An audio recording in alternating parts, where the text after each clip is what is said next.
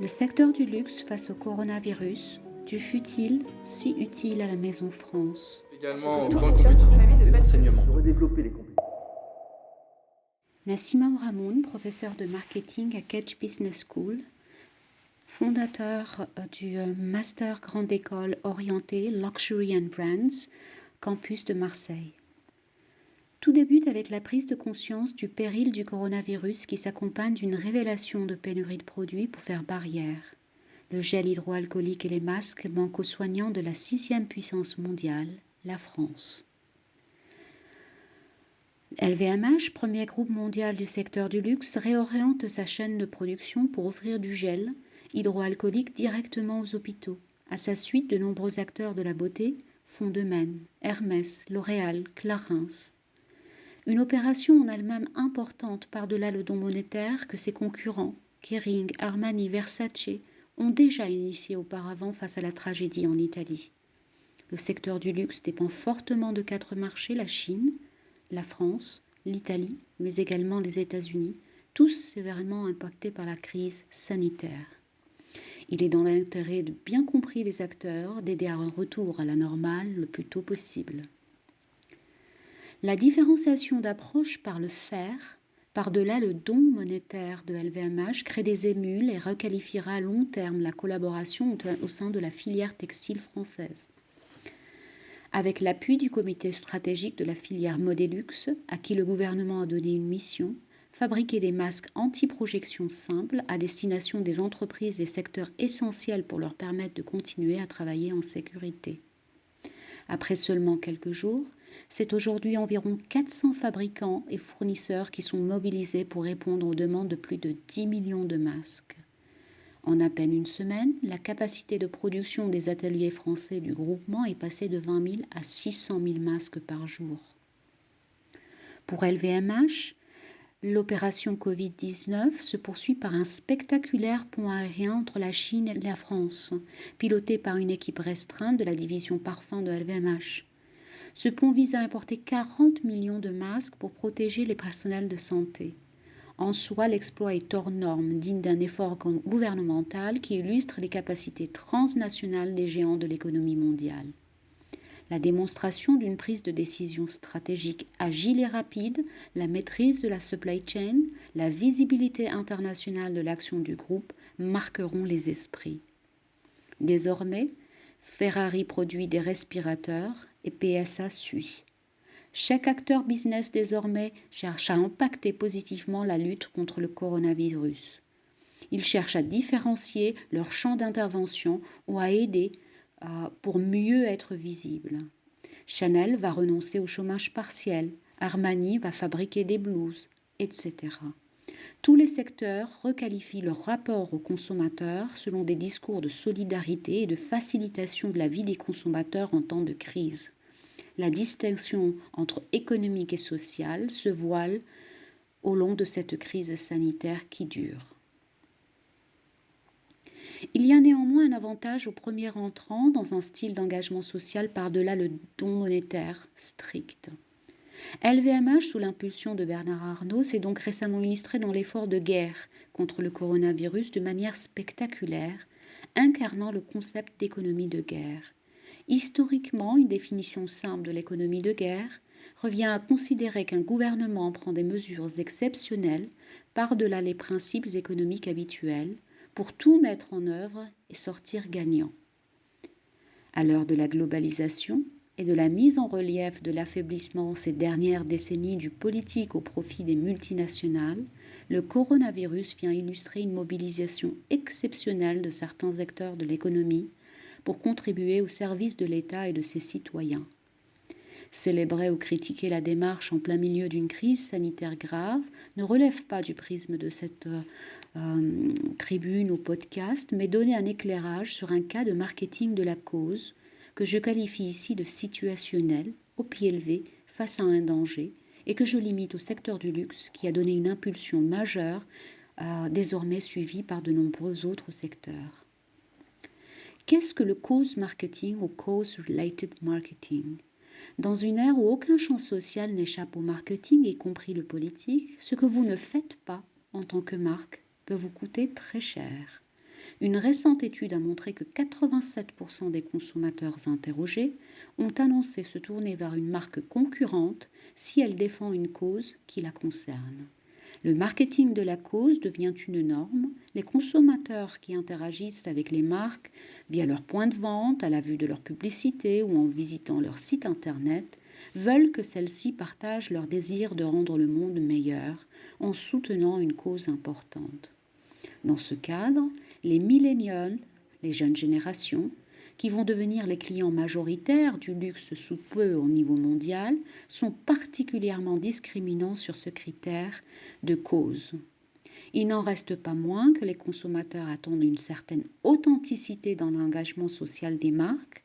Ils sont versés dans le greenwashing ou la cooptation de discours verts par des marques qui ne faisaient que l'afficher. La prime est donc à une forme de cohérence des inférences de marques et à leur capacité à tenir l'engagement. Dans ce cadre, le secteur du luxe, dont le succès n'a d'égal qu'une critique classique, celle de l'incarnation du superflu à l'heure du développement durable, ce champion de l'esthétique en mal d'éthique trouve ici un ressort d'expression du futile comme particulièrement utile. Utile à la Maison France. L'origine aristocratique des maisons de luxe dont le terroir et le territoire physique de la France constituent des imaginaires et un capital puissant au service de leur succès mondial, s'était déjà illustré par exemple dans la catastrophe de Notre-Dame de Paris. Littéralement aujourd'hui, l'objectif à importants moyens financiers et humains, comme hier, revient à un redressement de la santé comme patrimoine de la France qui serait menacé par Covid-19. Pour Notre-Dame de Paris, déjà LVMH s'était également distingué des autres concurrents sur le registre non pas seulement du don monétaire, qui revient à une forme de charité chrétienne si on préfère, et qui devient également une forme de surenchère entre concurrents en pareille situation, et donc sujet à critique d'instrumentalisation des causes. LVMH a eu la bonne idée de communiquer sur le faire également. Par-delà le don monétaire, ils ont proposé dans le cadre de Notre-Dame de Paris de mobiliser des collaborateurs dans différents champs de domaine d'intervention pour résoudre la crise qui était celle de Notre-Dame de Paris. Donc il y a une continuité avec ce que l'on perçoit aujourd'hui dans la mobilisation des équipes et dans l'idée du faire par-delà le don économique qu'ils font également, puisque Bernard Arnault a annoncé effectivement le don de plusieurs millions d'euros aux hôpitaux de Paris notamment. Le savoir-faire est également un substrat de valeur communiquée systématiquement par le secteur du luxe. Ici, LVMH fait démonstration d'efficacité, polyvalence, réactivité et ressources internationales en la matière. Également, le branding très minimaliste du gel hydroalcoolique et les témoignages très spontanés de reconnaissance de la part du personnel soignant ou des consommateurs sur la toile en font une espèce de campagne implicite extrêmement gagnante. Le visuel même de ce gel hydroalcoolique dans sa simplicité, est extrêmement puissant à communiquer le message. Le visuel également spectaculaire ou monumental du pont aérien, de par la logistique entre la Chine et la France, laisse loin les suiveurs derrière en termes d'empreinte de mémoire chez le consommateur. Ajoutons que LVMH communique également sur une culture de l'entrepreneuriat au sein du groupe, elle-même tributaire d'une forme de mythologie du don de soi.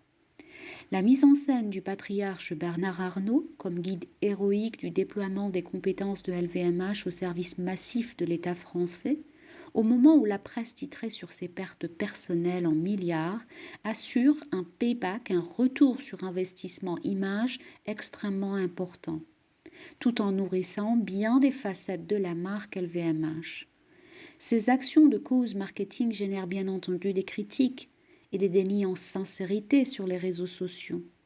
Notons qu'ils sont bien moins importants que pour Notre-Dame de Paris. Pourquoi ? parce que la santé est un thème universel et l'impact de l'action gel et masque très mesurable.